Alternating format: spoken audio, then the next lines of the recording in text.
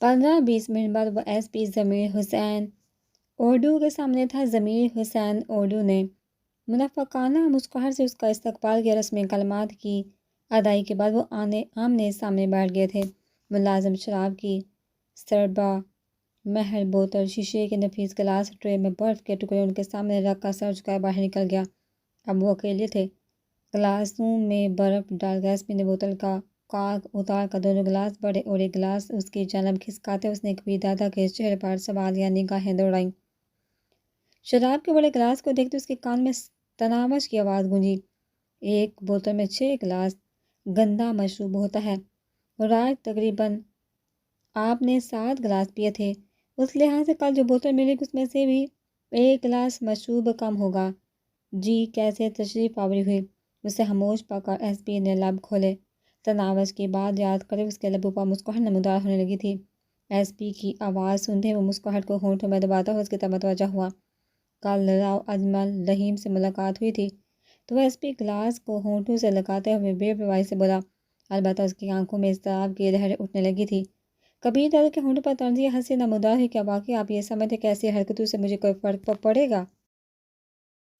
الزام لگانے کے لیے یقیناً کسی ثبوت کی ضرورت پڑا کرتی ہے۔ کسی تھانے دار کی یہ ہمت کہ وہ کبیر دادا کو چھیڑنے کی جرات کرے۔ ایس پی مانحیز لہجے میں بولا۔ پولیس کا تھانے دار اتنا بھی کیا گزر نہیں ہوتا کبیر دادا؟ تھانے دار؟ میں پولیس ایس پی کو بھی جوتے کی نوک پر رکھتا ہوں کجا تھانے دار؟ پھر شکایت لیے ایک ایس پی کے پاس کیوں بھاگے چلے آئے؟ ایس پی کے استہزائیہ لہجے نے اس کے چہرے پر سرخی بکھیر دی تھی۔ کسی واقفکار کو عبرتناک موت سے بچانے کی کوشش کرنے اور شکایت لے کر آنے میں بڑا فرق ہے۔ کبیر دادا کے زہریلے لہجے نے ایس پی ضمیر حسین کے دل کی دھڑکن تیز کر دی تھی، مگر جب وہ بولا تو دل میں اٹھنے والا خوف اس کے لہجے میں شامل نہیں تھا۔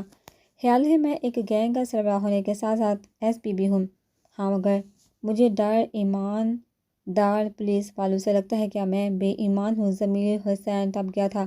میرے نہیں کہنے سے فرق پڑتا تو میں جھوٹ بولنے کی کوشش ضرور کرتا۔ وہ گلاس خالی کر کے دوبارہ بڑھنے لگا۔ کبیر دادا آپ میری توہین کر رہے ہیں؟ ایس پی کے لہجے میں غصہ بڑھنے لگا تھا۔ اگر آپ یہ سوچیں کہ ہلاک حسین نوشاد افریدی اور آپ کے گٹھ جوڑ سے میں نا واقف ہوں تو آپ کی بھول آپ بس مجھے اس کام پر مجبور کریں جس سے روکنا آپ لوگوں کے بس سے باہر ہو جائے گا۔ ایس پی بغیر لگی لپٹی بولا۔ اکیلے تمام کا مقابلہ کر لو گے؟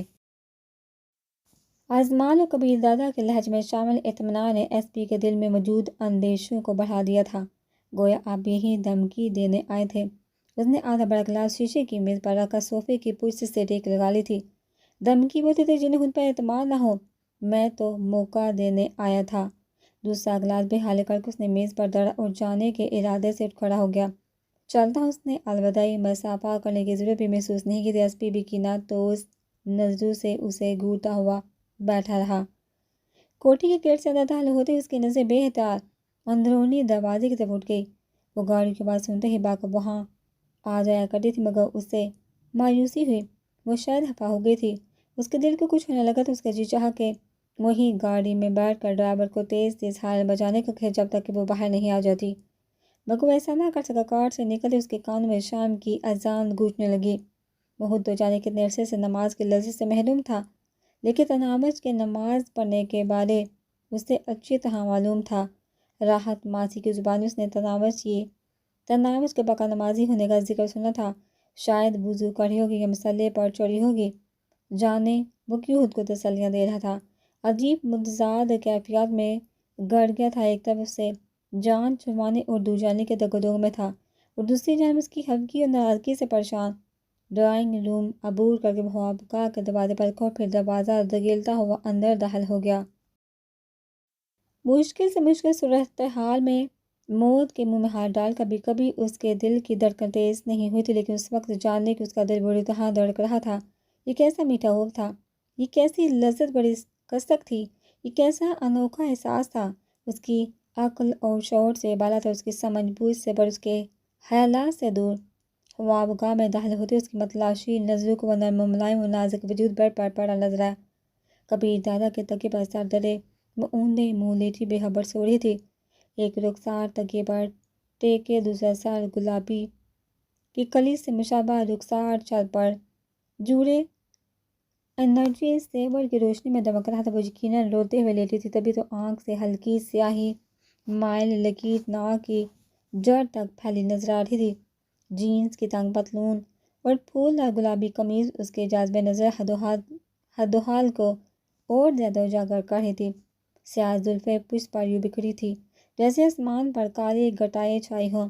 بڑی مشکل سے اس کے سراپے سے نظر چرا کر اس نے خوابگاہ میں نظر دوڑائی۔ کھڑکی کے پردے اب تک ہٹے ہوئے تھے۔ صوفے کے سامنے پڑی شیشے کی میز پر پکوڑوں کی بڑی پلیٹ اور ساتھ چٹنی کی کٹوری رکھی تھی۔ پلیٹ میں ایک آدھا کھایا پکوڑا بھی موجود تھا۔ کبیر دادا نے بے احتیاط وہ آدھا کھایا پکوڑا اٹھا کر منہ میں ڈال لیا۔ وہ ٹھنڈا ٹھنڈا پکوڑا بھی اسے وہ دکان کے گرم پکوڑوں سے بہت زیادہ لذیذ اور مزیدار لگا تھا۔ وہ کھڑکی کے پردے برابر کرنے کا بارش ڈوب گئی تھی، مگر آسمان ابھی تک بادلوں سے ڈھکا نظر آ رہا تھا۔ پردے برابر کر کے وہ صوفے پر آ کر بیٹھ گیا۔ نامعلوم وہ کس وقت جاگتے اچانک ایک خیال بجلی کی کھوندے کی طرح اس کے دماغ میں ابھرا۔ اسے نماز کے لیے بھی تو جگایا جا سکتا ہے۔ وہ جلدی سے اس کی طرف بڑھ گیا۔ اس کا ہاتھ ریشمی زلفوں کی طرف بڑھا، مگر اتصال سے پہلے ہی اس نے ہاتھ کا رخ تبدیل کر کے اس کی کہنی کو پکڑ کر ہلایا۔ وہ فوراً جاگ گئی تھی۔ آپ آگے اٹھتے ہوئے اس نے توبہ شکن انگڑائی لی۔ اس کی آواز میں خفگی یا ناراضگی کا کوئی اثر موجود نہیں تھا۔ شام کے اذان ہو گئے۔ اسے اذان کے بارے مطلع کر کے وہ صوفے پر جا بیٹھا۔ اچھا اس کی سستی بڑی حرکت ایک دم سرعت میں تبدیل ہوئی۔ وہ غسل خانے کی طرف بڑھ گئی۔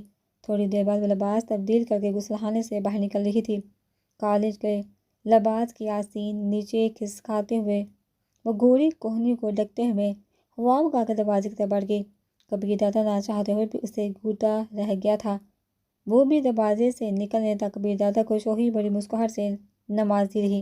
اس کی واپسی تک وہ اپنی جگہ سے نہیں ہلا تھا۔ اس کے دماغ میں نیگی کی آمد کے بعد تناوش کے رد عمل کی سوچیں سرگردہ تھیں۔ وہ اندازہ نہیں لگا پا رہا تھا کہ تناوش کا رویہ کیا ہونا تھا۔ کیا وہ گھر چلی جائے گی؟ بظاہر اس کا اور پاشا کا مطمع نظر پورا کرنے والی اس سوچ نے جانے کہ اس کے دل کو اضطراب سے بھر دیا تھا۔ وہ خود کلامی کے انداز میں بڑبڑایا، بہتر ہوگا کہ چلی جائے۔ میں پاشا کو کہہ دوں گا کہ اسے حفاظت سے خفیہ مقام پر منتقل کر دے۔ پاکستان کے کسی بھی دوسرے شہر میں ایک اچھا گھر اسے اخلاق حسن نوشاد افریدی جیسے کوئنوں سے محفوظ رکھ سکتا تھا۔ وہاں پر وہ کسی بھی شریف و محبت کرنے والے مرد سے شادی کر کے اپنی باقیہ زندگی پرسکون انداز میں گزار سکتی تھی۔ پتہ نہیں محبت کے دعوے دار کبھی مجھے یاد بھی کرے گی یا جان چھوٹی سو لاکھوں پائے جیسی کہاوت کے مستاق شکرانے کے نوافل ادا کرتی رہے گی۔ اس طالب سوچ نے اس کے منہ میں کڑواہٹ گھول دی تھی۔ نہیں ویسی نہیں، دل کے کسی کونے سے ایک نحیف آواز برآمد ہوئی۔ ابھی تھوڑی دیر پہلے میرے نہ آ سکنے پر وہ بچوں کی طرح روتے روتے سو گئی تھی، تو ہمیشہ کے لیے دور جا کر کیوں نہیں یاد کرے گی؟ کچھ بھی اس کا دور جانا میرے لیے بھی فائدہ مند ہے، اس کے لیے بھی بہتر۔ یقیناً میری زندگی میں اس کی گنجائش نہیں نکلتی۔ اس نے حتمی فیصلہ کیا۔ اسی وقت دروازہ کھول کر وہ اندر داخل ہوئی۔ نماز کے انداز میں چہرے و سر کو ڈھانپنے والے دوپٹے سے بس چاند سا مکھڑا دمکتا ہوا نظر آ رہا تھا۔ گہرے سیاہ بال صحرائی دار گردن چکے تھے۔ یہ پکوڑے اور چٹنی بھی آپ کو بددعائیں دے رہے ہوں گے۔ خفگی اور ناراضگی بڑے الفاظ، شوخی اور شرارت بڑے لہجے میں ادا کر کے وہ اس کے ساتھ ہی جڑ کر بیٹھ گئی تھی۔ بددعا دینے کے علاوہ تم کر ہی کیا سکتی ہو؟ کبیر دادا نے منہ بنایا۔ اللہ نہ کرے وہ اتنی سرعت سے بولی تھی کہ کبیر دادا حیران رہ گیا تھا۔ میں آپ کو بددعائیں دوں گی ایسا سوچنے سے پہلے مرنا چاہوں؟ اس کے لہجے میں شامل خلوص کو تعریف کی چندہ ضرورت نہیں تھی۔ یہ کہتے ہوئے اس نے کبیر دادا کے شانے پر سر ٹیک دیا تھا۔ تم ذرا کھڑے ہو کر میری بات سنو۔ کبیر دادا نے گھی کی آمد کے لیے میدان ہموار کرنا چاہا۔ اس کے لہجے میں کوئی ایسی بات ضرور تھی کہ وہ متوحش ہو کر اس سے دور ہٹی، اس کی آنکھوں میں جھانکنے لگی۔ کیا بات ہے؟ وہ ہکلائی۔ کھڑی ہو جاؤ تاکہ تمہیں یہ بات اچھی طرح سے ذہن نشین ہو جائے۔ کبیر دادا کا بیگانہ اور سا لہجہ برقرار تھا۔ جی وہ سعادت مندی سے سر جھکا کر کسی چھوٹی بچی کی طرح اس کے سامنے کھڑی ہو گئی۔ کالج کے کپڑوں میں وہ یوں بھی اپنی عمر سے چند سال چھوٹی دکھائی دے رہی تھی۔ بار بار سمجھانے کے باوجود تمہیں میری بات کی سمجھ کیوں نہیں آ رہی؟ آخر کیا مسئلہ ہے تمہارے ساتھ؟ میرے نرم رویے اور نظر انداز کرنے کی عادت کا تم غلط مطلب لے رہی ہو۔ تمہیں میرے مقام، شخصیت و کردار کا بھی کوئی احساس ہے یا مجھے اسکول کا لڑکا سمجھ رکھا ہے؟ رومانس بڑے پیغامات بار بار گھنٹیاں کرنا، پکوڑے، بارش اور دوسرے بکواسیات، یہ کیا ہے؟ اور میرا نام تم کس خوشی میں لے رہی تھی؟ دنیا مجھے کبیر دادا کبیر علی خان صاحب کہہ کر مخاطب کرتی، تم یوں کبیر کہتی تھی جیسے میں تمہارا ملازم ہوں۔ کیا لگتا ہے کہ تم دنیا میں اکیلی خوبصورت ہو اور تم جیسے میری زندگی میں اس سے پہلے کوئی نہیں آئی؟ تم جنت کی حور یا کوکب کی اپسرا ہو؟ یہ واہیات اور بھونڈے چونچلے مجھے کوفت میں مبتلا کر دیتے۔ خبردار، جو آئندہ مجھے اس قسم کا کوئی پیغام بھیجا یا رومانس وغیرہ کا بھوت خود پر سوار کیا۔ اگر یہاں رہنا ہے تو اسی طرح رہنا ہوگا جس کا وعدہ کر کے تم یہاں آئی تھی۔ یاد ہے تم نے بڑے عزم سے کہا تھا ایک کھیل کی طرح رہوگی، بس نکاح پڑھوا لو۔ اب نکاح پڑھا لیا ہے تو پر پرزے نکالنے شروع کر دی۔ طلاق کا لفظ منہ سے نکالنا اتنا بھی مشکل نہیں، اور نہ میں کوئی مولوی یا تبلیغی جماعت کا نمائندہ کہ گناہ ثواب کے ڈر کو خود پر مسلط رکھوں۔ آخری بار تنبیہ کر رہا ہوں، دوبارہ شکایت کا موقع نہ دینا۔ میں کیا کر رہا ہوں، کیا کھا پی رہا ہوں، کس سے واسطہ رکھا ہوا ہے، اس سے تمہیں کوئی مطلب نہیں ہونا چاہیے۔ جس دن یہاں تنگ آ جاؤ بتا دینا، واپس گھر بھیج دوں گا۔ کبیر دادا کے منہ میں جو آیا وہ کہتا چلا گیا۔ تلخ الفاظ اور سخت جملے سن کر بھی اسے توہین کا احساس نہیں ہوا تھا۔ کبیر دادا کا تلخ لہجہ اسے سراسر مصنوعی لگ رہا تھا، جیسے وہ بے بس ہو گئے، یا شاید یہ اس کی خوش فہمی تھی۔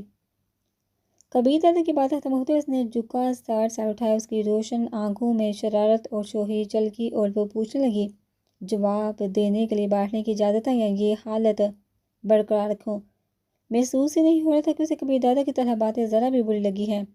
گہرا سانس لیتے ہوئے کبیر دادا اس نے بے سہادہ آنے والی ہنسی کو قابو کیا اور کہا، بیٹھ جو۔ اپنے محسوس انداز میں اس کے ساتھ جڑ کر بیٹھتے ہوئے اطمینان بھرے لہجے میں بولی، کھانا لاؤں؟ تو میری باتوں کا جواب دینے والی تھی۔ جواب تو ہے میرے پاس، مگر پھر آپ کہیں گے بدتمیزی کر رہی ہوں۔ تمیز داری کے ناٹک کو چھوڑ، مجھے جواب چاہیے۔ نکاح پڑھانے کے بعد مجھے بیوی کے حقوق حاصل ہو گئے ہیں، اور جہاں تک کچھ مانگنے کا تعلق ہے تو بتائیے کیا مانگا ہے؟ پہلی ملاقات پر کہا تھا آپ کی بے لوث خدمت کروں گی، میری سوچیں آپ سے شروع ہو کر آپ ہی پر ختم ہوگی، وفادار بن کر رہوں گی، مخلص و ہمیشہ خیال رکھنے والی، اور یہی میں کر رہی ہوں۔ باقی پیغامات یہ سوچ کر بھیجے تھے کہ صبح سے تھکے ماندے جانے کہاں پھر رہے ہوں گے۔ چلو گھر آ کر اس خوبصورت موسم سے تھوڑا سا لطف اندوز ہو جائیں گے، بارش میں پکوڑے اچھے لگتے ہیں وہ کھا لیں گے، مگر نیکی کا تو کوئی زمانہ ہی نہیں، اور نام اس لیے لیا تھا کہ اچھا لگتا ہے آپ کا نام لینا۔ میرے دل کی دھڑکنیں ہر وقت کبیر کبیر علامتی رہتی، اگر 2-3 بار پیغام میں لکھ دیا تو کون سی قیامت آ گئی؟ نہیں لکھوں گی آئندہ۔ اس کی باتوں سے ذرا سا بھی نہیں لگتا تھا کہ کبیر دادا کے لیکچر نے اس پر کوئی اثر ڈالا ہے، یا وہ ان باتوں پر عمل کا کوئی ارادہ رکھتی ہے۔ پھر وہی بکواس، کبیر دادا کو سچ مجھ تابہ چڑھنے لگا۔ کوئی بکواس نہیں کری، آپ یوں ہی الزام ڈال رہے ہیں مجھے غریب پر، ناز بڑے لہجے میں کہتے ہوئے وہ قالین پر بیٹھ کر اس کے جوتے کھولنے لگی۔ جوتے اتار کر ایک جانب رکھتے ہوئے وہ حسب عادت اس کے گھٹنوں پر تھوڑی ٹیک کر بیٹھ گئی۔ الزام نہیں ڈر رہا، لو خود پڑھ لو اپنے پیغام کیا کیا بکواس لکھتی رہی ہو۔ کبیر دادا نے موبائل فون سے بڑھایا، حیلہ جی اتنے پیارے لگے ہیں، میرے پیغامات کے بار بار پڑھنے کی عادت انہیں مٹائے ہی نہیں۔ موبائل فون پکڑے بغیر اس کا نقرہ کہہ کر بلند ہوا۔ کبیر دادا کو لگا وہ سچ کہہ رہی، وہ حقیقت میں 3-4 دفعہ سے زیادہ ان پیغامات کو پڑھ چکا تھا، اور ہر بار وہ پہلے سے زیادہ اچھے لگے تھے۔ جادو بڑے کہہ کے اور آنکھوں سے پھوٹتی شرارت نے کبیر دادا کو لاجواب کر دیا تھا۔ اس کی قوت گویا سلب ہو گئی تھی۔ کوئی بھی منظر اتنا خوشنما اور پیارا نہیں ہو سکتا جیسا اس وقت تناوش کا اپنے نظروں کے سامنے بیٹھا ہونا محسوس ہو رہا تھا۔ اور پھر اس مشکل گھڑی سے اسے انٹرکام کی گھنٹی نے نکالا۔ ریسیور اٹھاتے اس نے کہا، بولو۔ چوکیدار نے کہا، دادا مس نگی آپ سے ملنے آئی ہیں۔ اس نے دیوار پر ٹنگی گھڑی پر نگاہ دہرائی، وہ اپنے وقت سے گھنٹہ بھر پہلے ہی آگے تھی، مگر کبیر دادا کو اس کی آمد سے تقویت ملی تھی۔ وہ تناوش کے لیے کبیر دادا کی طرف سے ایک جیتا جاگتا اور مدلل جواب ہی تو تھا، آنے دو۔ مختصر کہتے ہوئے اس نے ریسیور رکھ دیا۔ کون ہے؟ تناوش اسی طرح بیٹھی پوچھتی تھی۔ مہمان ہے اور یہیں آ رہی ہے کے الفاظ نے تناوش کی آنکھوں میں اضطراب کی لہریں دوڑا دی تھی۔ وہ اٹھ کر صوفے پر بیٹھے ہوئے بولے، اس سے ڈرائنگ روم میں بھی تو ملاقات کی جا سکتی، مگر کبیر دادا نے اس کی بات کا جواب نہیں دیا تھا۔ کس لیے آ رہی ہے؟ تناوش کی کوریج جاری رہی۔ غصے سے نظر چراتے ہوئے کبیر دادا بیگانے لہجے میں بولا، کون ہے، کیوں آلیے، کتنی دیر کے لیے آلیے، ان سب باتوں کا جواب تمہیں چند لمحوں تک مل جائے گا۔ تنامش خاموشی سے ہونٹ کاٹنے لگے، نہ جانے کہ اسے کسی بڑی گڑبڑ کے آثار نظر آنے لگے تھے۔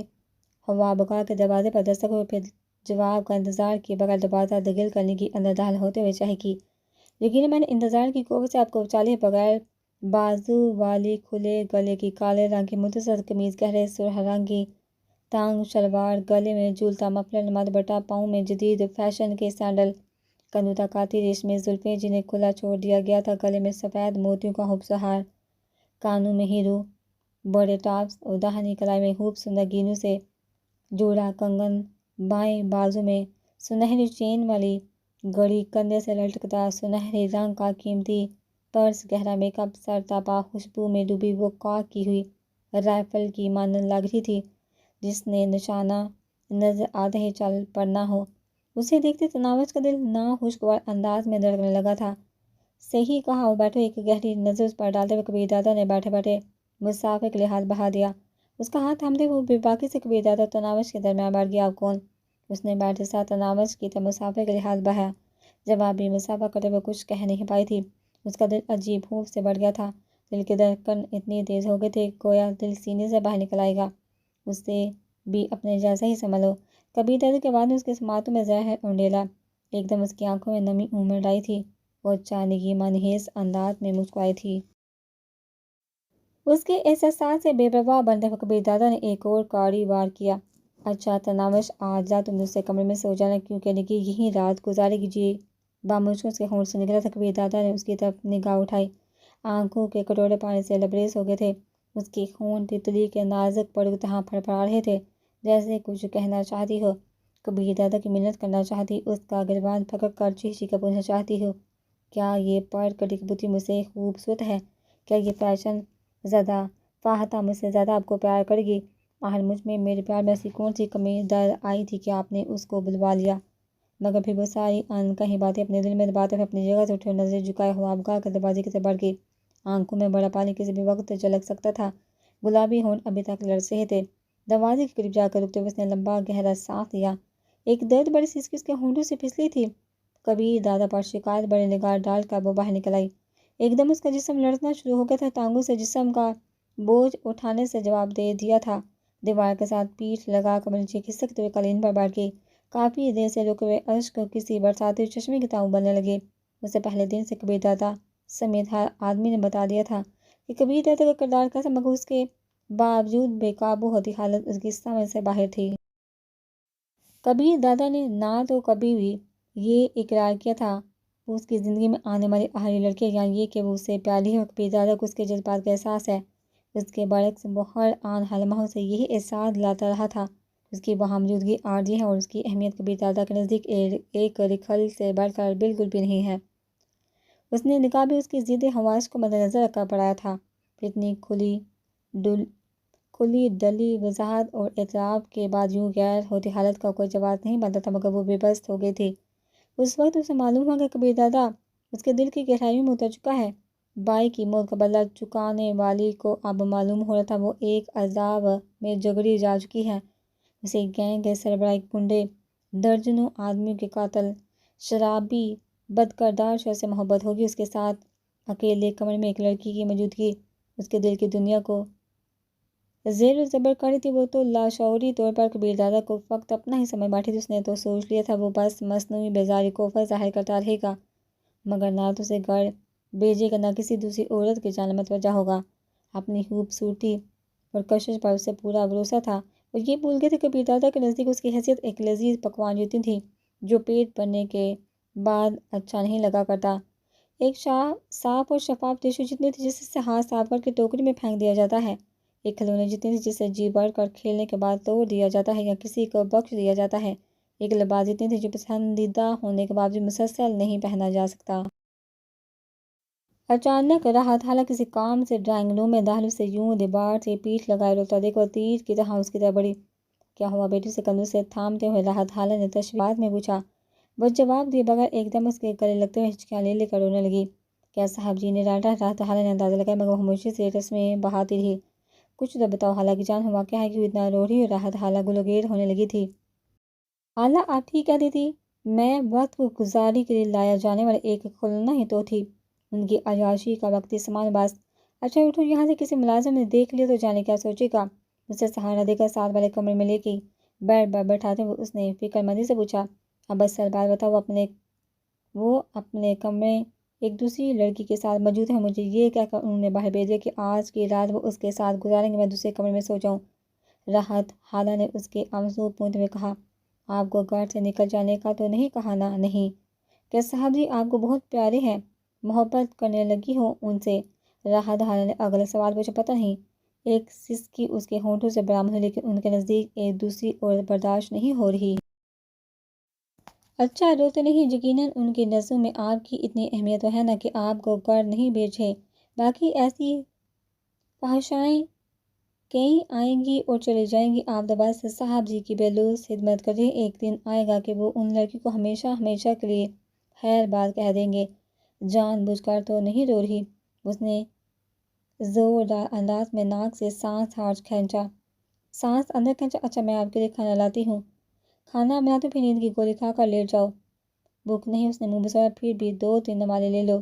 اس کے ماتھے پر بہت سادے کا باہر نکل کے ایک دفعہ پھر اس کی آنکھیں بہنے لگی تھی۔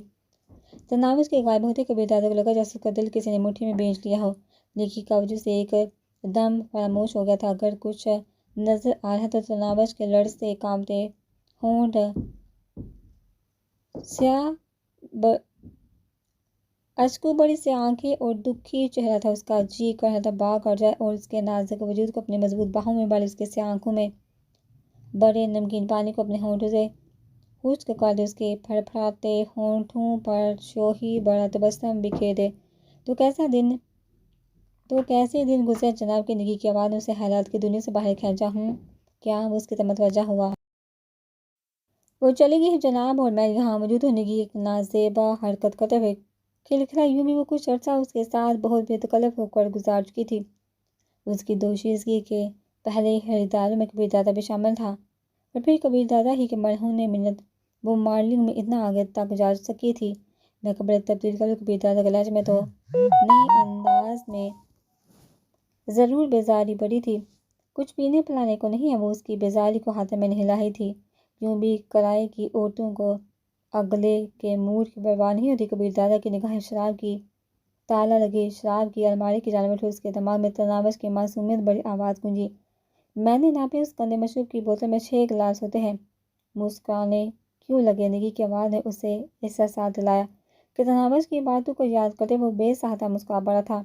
کچھ نہیں سر، جب تک اس نے انٹرکام کا ریسیور اٹھایا، عظیم 2 بوتل وسکی اور تم کیا لوگی؟ عظیم سے بات کرتے کرتے وہ نگی سے پوچھنے لگا۔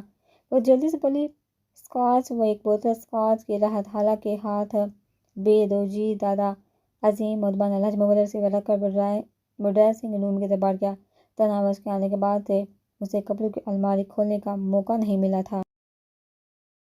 اس سے پہلے بھی کام کرنے کے لیے ملازم موجود رہتے تھے، مگر تناوش کی خدمت گزاری تو محبت، خلوص اور عقیدت میں ڈوبی ہوئی تھی۔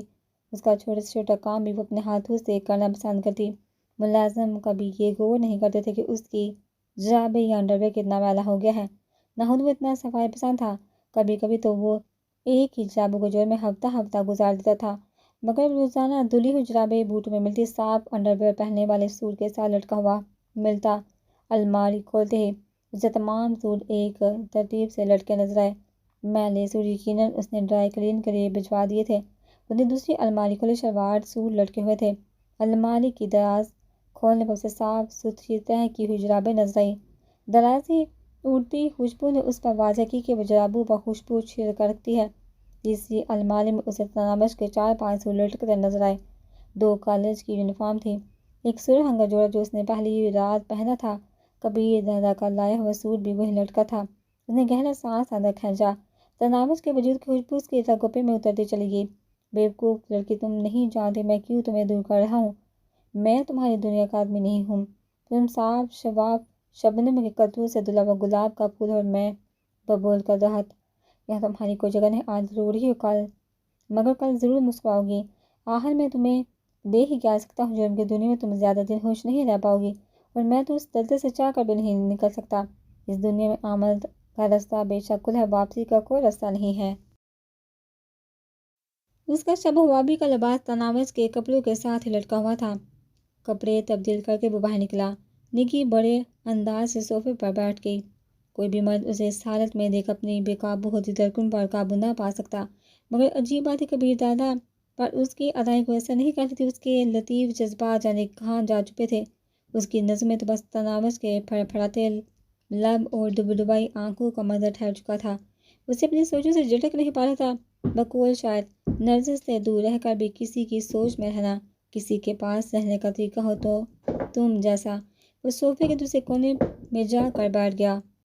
بڑے خاموش منہ سے وہ کھسک کر اس کے قریب ہوئی۔ کچھ نہیں یار، کبیر دادا کا انداز ٹالنے والا تھا یہ۔ کیا اچھی نہیں لگ رہی؟ اس کا ہاتھ کبیر دادا کی چھاتی پر ڈگنے لگا۔ اسے مردوں کو لبانے اپنے بس میں کرنے کا طریقہ اچھی طرح سے معلوم تھا۔ اس کا ملائم ہاتھ کبیر دادا کو سام کی مانند محسوس ہوا۔ خوشبو میں نہائی ہوئی تھی۔ اتنی تیز خوشبو بھی تناوش کے بدن کی قدرتی خوشبو کا مقابلہ کرنے میں ناکام ہو رہی تھی۔ اس کی خوبصورت بڑی آنکھیں، میک اپ زدہ چہرہ، ریشمی بال، گداز بدن، کچھ بھی تو کبیر دادا کو متاثر نہیں کر پا رہا تھا۔ اس کے دل کو تو بس تناوش کی آہنی نگاہ مستے جا رہی تھی۔ دروازے پر دستک ہوئی۔ کبیر دادا نے نگی کو نرمی سے دور کرتے ہوئے کہا، آ جاؤ۔ راحت حالہ ٹرے میں 3 بوتلیں سجائے دروازے میں نمودار ہوئی۔ اس کے نظر بڑھ کر نگی کو دیکھا اور شیشے کی میز پر ٹرے رکھ کر واپس مڑ گئی۔ اس کی آنکھیں نگی کو دیکھتے ہوئے قہر برساتی ہوئی لگ رہی تھی۔ لیکن دیکھا، کچھ کھانے کو بھی منگوا لو یا بھوکا رکھنے کا ارادہ ہے؟ راحت حالہ بات سنو۔ کبیر دادا راحت حالہ کو آواز دے کر اس کی طرف متوجہ ہوا۔ کیا کھاؤ گی؟ وہ دل ربائی سے بولے، کچھ اچھا سا منگوا لو۔ ڈرائیور کو بھیج کر 3-4 قسم کے اچھے کھانے منگوا لو۔ اس نے چناؤ کی ذمہ داری راحت حالہ پر چھوڑ دی تھی۔ جی صاحب جی۔ اور ہاں، تناوش سے پوچھ کر اس کے کھانے کے لیے بھی کچھ منگوا لینا۔ راحت حالہ کے چہرے پر خوشی نمودار ہوئی۔ جی صاحب کہہ کر وہ دوبارہ مڑ گئی۔ یقیناً کبیر دادا کو تناوش کا خیال تھا، ورنہ یوں کیوں کہتا؟ کتنا خیال رکھتے ہوئے اپنی دلہن کا۔ وہ برف لینے کے لیے مٹکتے ہوئے فریج کی طرف بڑھ گئی۔ کبیر دادا نے اس کے نظر بہکاتے وجود سے بے نیاز ہو کر صوفے کی پشت سے ٹیک لگائی اور آنکھیں بند کر لی۔ تناوش کا اداس چہرہ ایک دم اس کی آنکھوں کے سامنے نمودار ہو گیا۔ ڈبڈبائی آنکھیں اور لرزتے ہونٹ اسے بے قل کر رہے تھے۔ جانے کیوں اسے یقین تھا کہ وہ رو رہی ہوگی۔